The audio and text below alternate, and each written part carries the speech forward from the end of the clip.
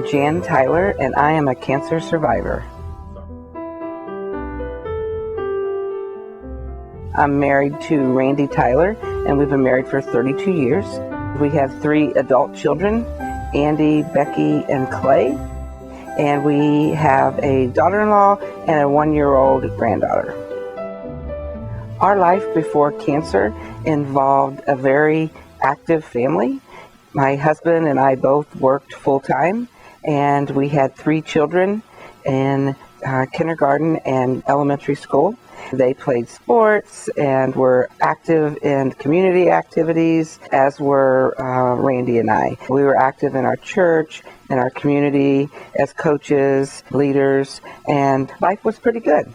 In the fall of 1997, my husband, Randy, was diagnosed with melanoma skin cancer. We always say that cancer came to live at our house at that time. Our kids were very young. At that time, they were 4, 7, and 10. And it was a big blow when he was diagnosed. 6 short months after that, I was diagnosed with breast cancer. My diagnosis came from a mammogram, and it was actually a mobile mammography unit that came to my workplace. I was 37 years old when I was diagnosed with breast cancer. When I received the diagnosis of breast cancer, it was a big blow to us. We had just come off of my husband being diagnosed, and at that time he was fine. He had had surgery and he was in good health.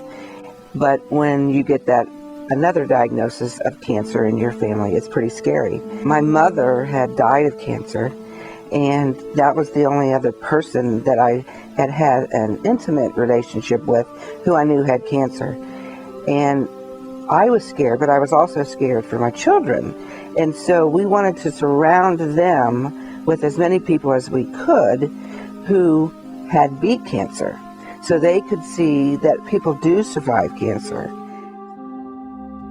When we told our children about my cancer diagnosis, they reacted in a way a little unusual for kids that age. 6 months prior, their dad had been diagnosed with cancer.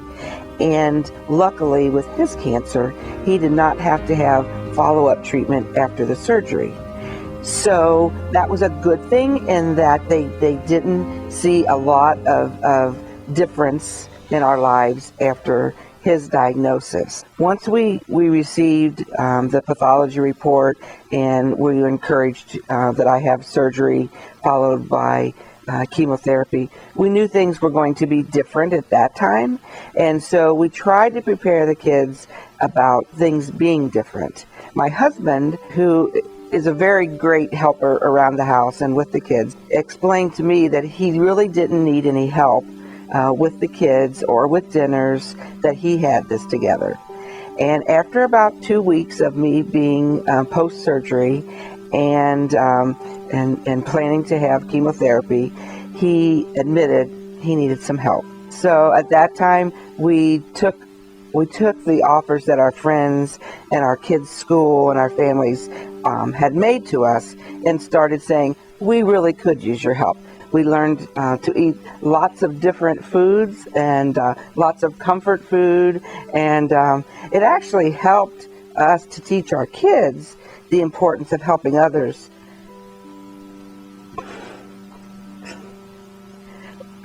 When they're going through a tough time. I remember one time thanking one of my friends for doing that, and she said, "No, thank you for allowing me to do this." And that helped us understand that we needed to allow other people to help us. 3 years after my original diagnosis, I had a recurrence of breast cancer. I had already gone through surgery, reconstruction, and chemotherapy, and really thought that I had put breast cancer behind me. The first time around, I knew very little about breast cancer and what was going to be happening to me. But the second time around, I was more knowledgeable, and actually it made me a little more scared, knowing that it was back. But we were able to fight it and overcome it. And I do believe I can share that experience with others and help them understand that you can get past a second diagnosis.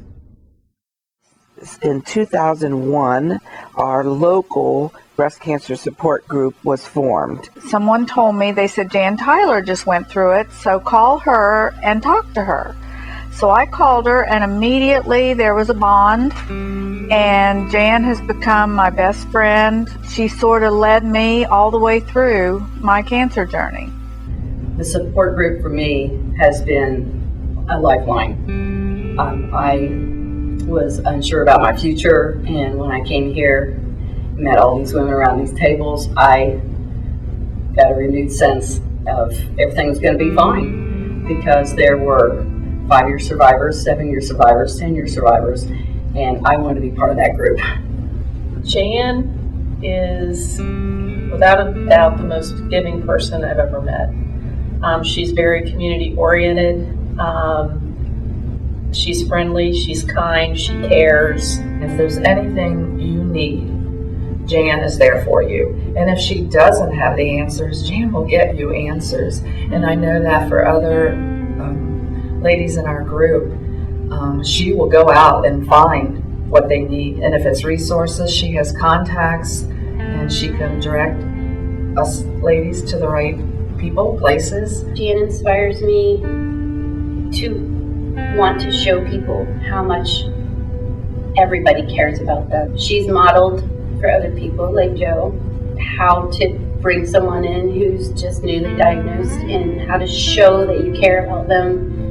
And that's what I want to do. I'm ready for the next person. I came in the first night and everyone told me their story, and some were 5-year survivors, some were 10-year survivors, some were 12-year survivors.